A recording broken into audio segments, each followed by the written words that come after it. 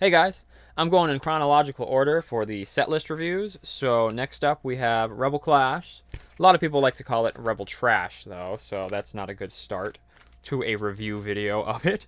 But other sets have names like that, such as Chilling Rain, people call it Chilling Pain, Evolving Skies, people call it Evolving Cries, but I don't think any set comes close to the notoriety that Rebel Clash has. Rebel Trash, if you open modern Pokemon, you have almost definitely heard that name. Having such an unappealing, well-known name like that says to me that this is easily the most hated set by the community. But is it really that bad? I mean, yeah, it's pretty bad. But it's not the worst set. Definitely not the worst set. So I guess that's a quick summary of this entire video. It's a bad set, but it's not the worst set.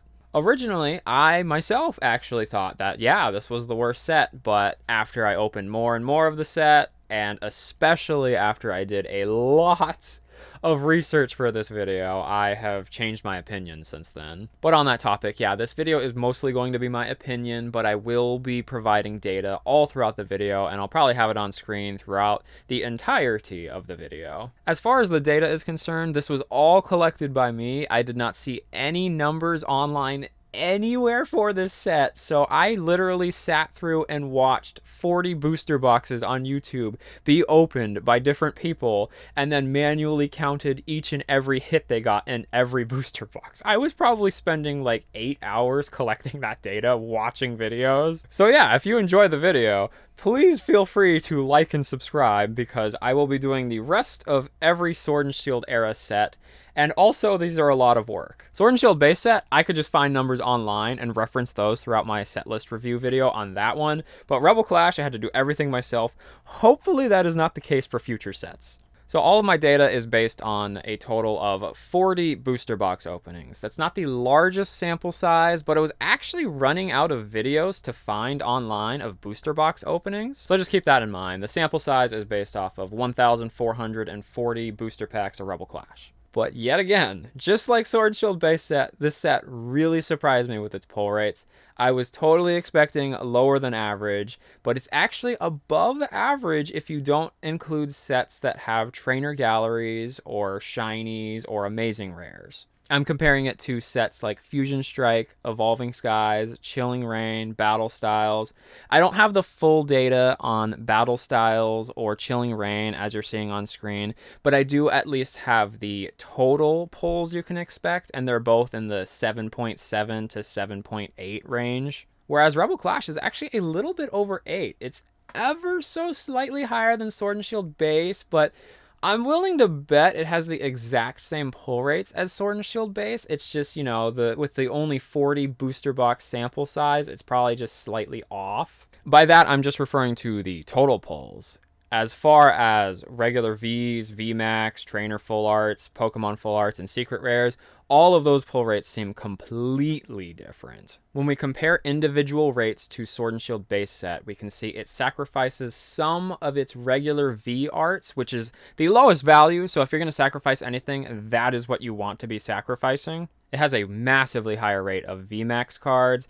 Trainer Full Arts plus Pokemon Full Arts are about the same, just barely higher, and then Secret Rares are also way higher. Unfortunately, VMAX, which is its biggest improvement, are the second least valuable and desirable cards. But the next most improved category is actually Secret Rares, and those are the most sought after cards in any set, so that's huge. So we've established that Rebel Clash actually has some of the best pull rates as far as sets that don't have any extras, such as the previously mentioned trainer galleries or radiant cards or amazing rares. So that's a really strong start for Rebel Clash, but now we're going to get into some of the negatives, and we'll just continue with pull rates here. These videos are made specifically to compare Sword and Shield era sets to one another, so while Rebel Clash does have higher than average pull rates, that is for sets that don't have a lot of the things that were later introduced.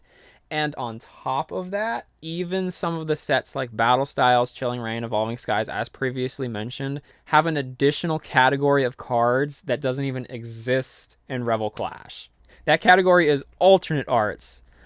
Alternate arts are not something you want your set to be missing because those are the most sought after, the most valuable cards, and they probably hold their value better than any other type of card just because they are so difficult to get. This is the same issue that Sword and Shield base set had, and that really holds both sets back. I don't understand why they don't have alternate arts, because as far as I know, alternate arts were introduced in the Sun and Moon era, so I don't know why they temporarily got rid of them.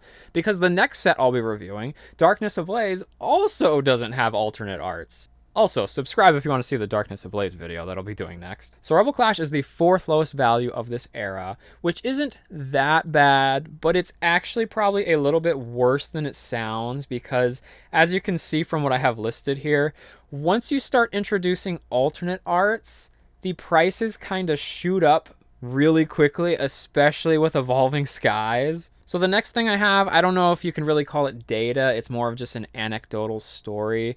This Scoop Up Net Secret Rare is the 2nd most valuable card in the set, according to TCG Player. I personally got this card when I was doing my Rebel Clash openings, and I sell Pokemon cards online, singles, sealed, everything. As you can see, TCG Player says that it's worth $23.10. I listed this card, I believe, for $15. Didn't sell for about a week, so I lowered it to 13, 12, 11, 10, 9. I got all the way down to $8. I kept it at that price for about 3 months. It never sold, so I gave up on it. I took it into my local card store and traded it in for store credit.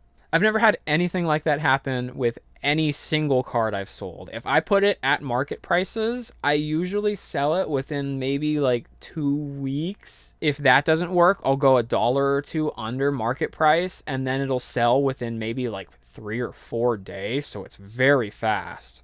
I had this card at nearly 1/3 of its current market value and couldn't sell it over 3 months. So I really don't know what to do with that story because TCG Player bases their prices off what things apparently sell for, but in my experience, this one and only card just from Rebel Clash, I couldn't sell it no matter what I did with it. I guess my point is just because it says the card is valuable doesn't mean people actually want it. I don't think you can really call that last part data, but that's the end of the data in this video. Everything from here on would just be my opinion. I've only opened about 50 to 60 packs of Rebel Clash. That's the least of any set in the era. So my opinion really doesn't have that much weight here. But in terms of card artworks, cards that I'm interested in, there's really only 2 that I'm super interested in. And then there's probably like another 2 or 3 past that I'm like, that'd be kind of cool to have. But to directly answer the question of whether or not you should buy Rebel Clash, both to investors and collectors, I'm going to give a pretty definitive no. If you're a collector, then, well, this is one of the cheapest sets in terms of value, so you can very easily just afford individual cards. And in terms of investing, while I don't think this is the worst set, I do think it's bottom 3, so if you have 7 other options to choose from, there's currently only 9 sets out, but there's about to be 10, Lost Origin, and Lost Origin currently looks amazing, so I know that's going to be better than Rebel Clash. But point being, if you have 7 other options at least that are better, then I would say go with literally any of the 7 better options over this one. With that said, Rebel Clash is one of the oldest sets in the era, so it's going to shoot up in price before other sets do because they'll still be getting reprinted. I just see the rate at which it goes up being much slower. So at first, it will likely be more expensive, but over the years, you'll start to see other sets quickly overtake it because they're better sets, and those are no longer available either. I personally don't really even own any Rebel Clash stuff other than like 15 of these sleeve boosters.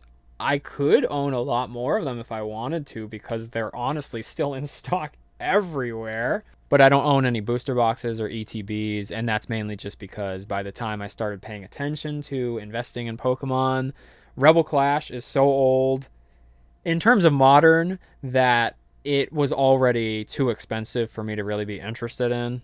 Plus, there's always the threat of Pokemon doing a mass reprint specifically for the ETBs. They've done that for Vivid Voltage and Darkness Ablaze and Shining Fates. I don't think Shining Fates was as affected, but Vivid Voltage and Darkness Ablaze, they were both over 100 per box, I think, and they're currently like maybe $28 to $30 for a box now.